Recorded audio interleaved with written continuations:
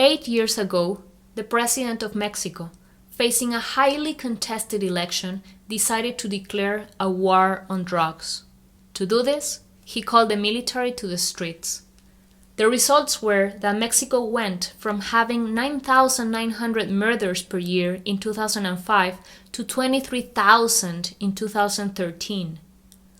On December 2012, Enrique Peña Nieto from the PRI, the Institutional Revolutionary Party, became President of Mexico.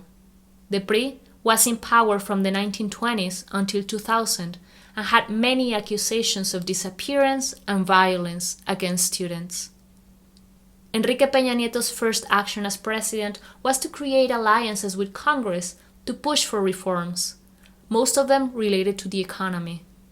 He invested heavily in cleaning Mexico's image abroad, running various editorials in world newspapers, and pushed security to a less prominent place than his predecessor.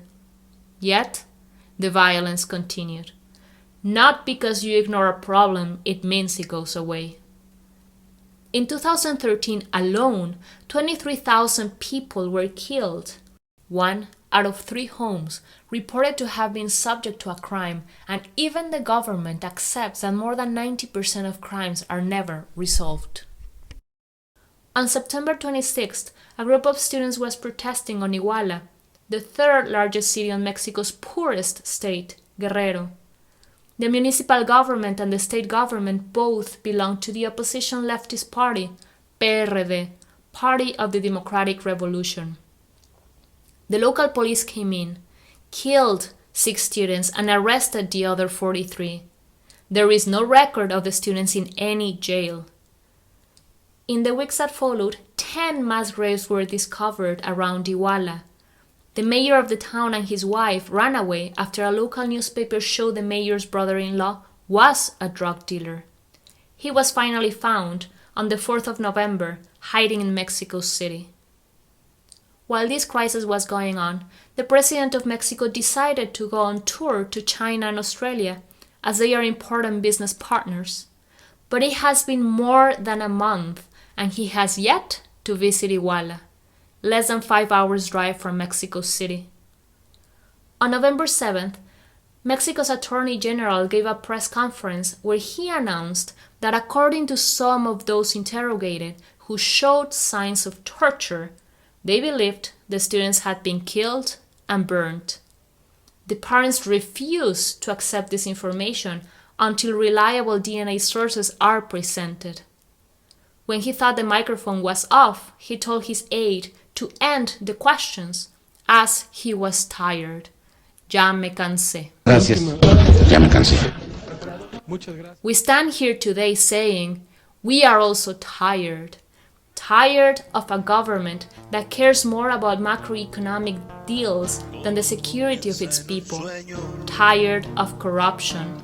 Tired of fighting a war on drugs that will only be solved when demand in the United States decreases. Tired of unsolvable crimes. The state has the responsibility to protect its population.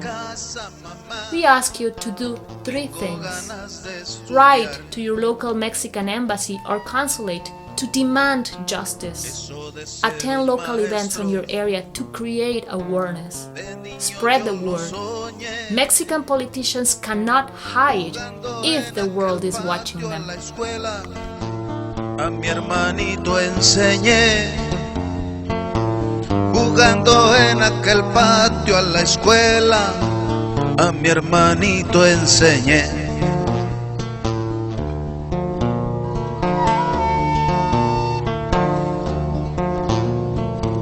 Como no había pa'l viaje, me puse yo a trabajar.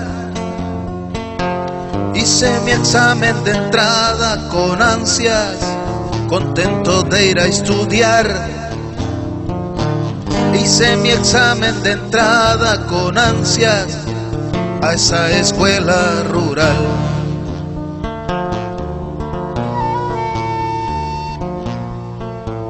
El 26 de septiembre sucedió todo lo peor.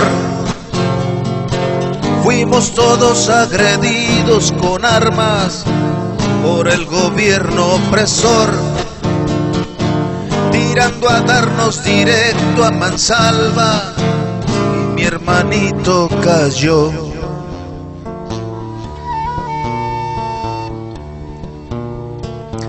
Corrimos todos a un lado para podernos salvar. Los policías en cambio llegaban dispuestos a asesinar.